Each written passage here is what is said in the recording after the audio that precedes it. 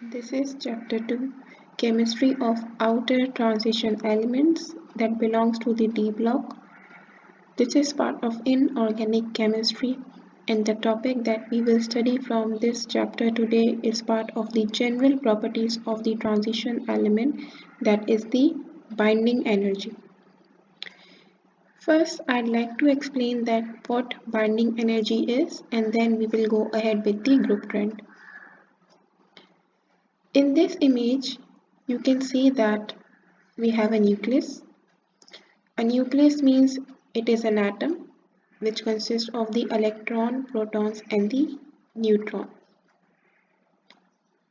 So when the binding energy is provided, that atom is breaking down into its separated nucleons. So what will be binding energy? The binding energy will be the amount of energy that is required to separate the constituents of the bounded system.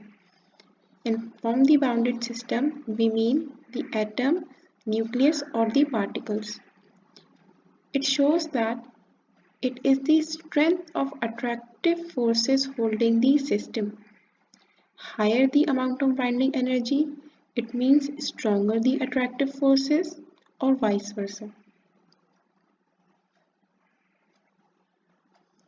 Now trend of the binding energy for the outer transition elements, that is elements of the D block.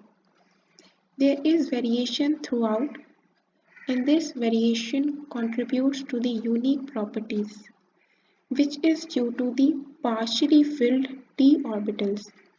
As these elements belong to D block, so their valence electron is present in the d orbitals. Their binding energy is higher than the s block elements because of the stronger attraction to their outermost d electrons. And as stated earlier, as the attractive forces increases, more amount of energy will be needed to break the nucleon into its constituent. Therefore, the value of binding energy will also increase. And it increases from scandium to vanadium till middle of the 3D series, which is the fourth period. But then it decreases from the left to right. And what is the reason behind this? The reason is that there is decrease in the atomic radius due to increasing nuclear charge. And what causes the decrease? Because of the stronger positive charge attracting the d electrons. Therefore, as the attractive forces, the nuclear charge increases, it will require more amount of energy to break in its constituents. It means more energy to remove the valence electron,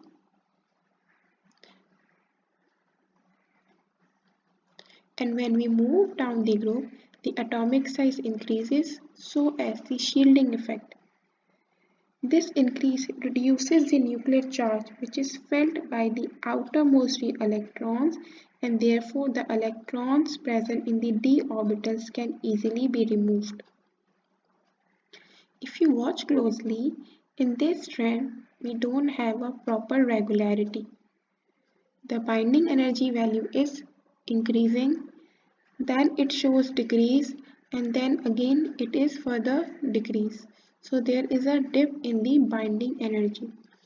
Such cases you get mostly in the descriptive form, or if you are getting this in your short question answers, then they will specify you that which exact property they want you to report.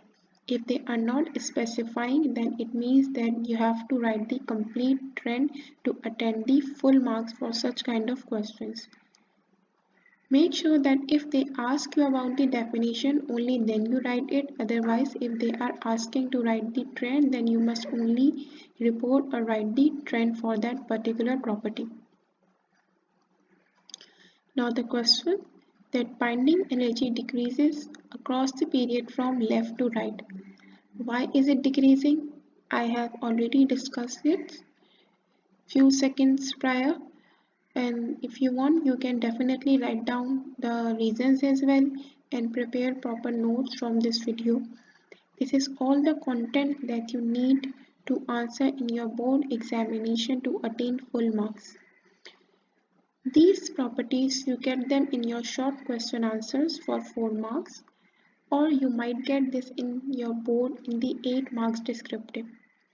Mostly you get this in 2 marks, so you get 2 properties in the short, and if you are getting this in your descriptive, then you will be getting 8 properties, which means you get 4 properties for 8 marks. When you report such kind of questions, it's completely up to you that you want to put heading or write it in the form of paragraph.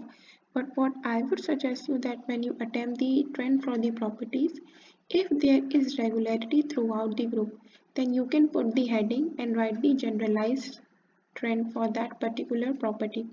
But if there is no regularity and you can see that there is fluctuation, increase, decrease or increase, or any exception or any variation, in such cases it is better to write them point-wise. By point-wise I mean you write them in the separate headings, and if not heading, then at least show some difference that this is the increasing trend, then this is the decreasing trend, as I have shown in this video. That's why if you want, you can also copy down the notes. I am trying to prepare the presentations in such a way that you can easily prepare notes from it. And I assure you that when you know the content and you know that what is being asked in the question and you report your answers in such a manner, there will be no chance at all that your points from anywhere will be deducted. Once you understand what is the requirement of the question and you know how to report the answer, there will be no deduction in your board examinations as well. So make sure that you are watching the video completely to get full marks in your board examination. I will also make a detailed video on the most important question of the chapter 2, which is chemistry of outer transition elements in organic chemistry part, that you get in your board examination, and you can definitely go through it. The binding energy, you might also get this in your multiple choice question answer, in which they ask you from the range and they ask if the binding energy is increasing or decreasing. And if you watch closely, it is increasing and then it is eventually decreasing. This is all for today. Make sure that you are doing revision as well of all the topics. Thank you so much. See you in the next video.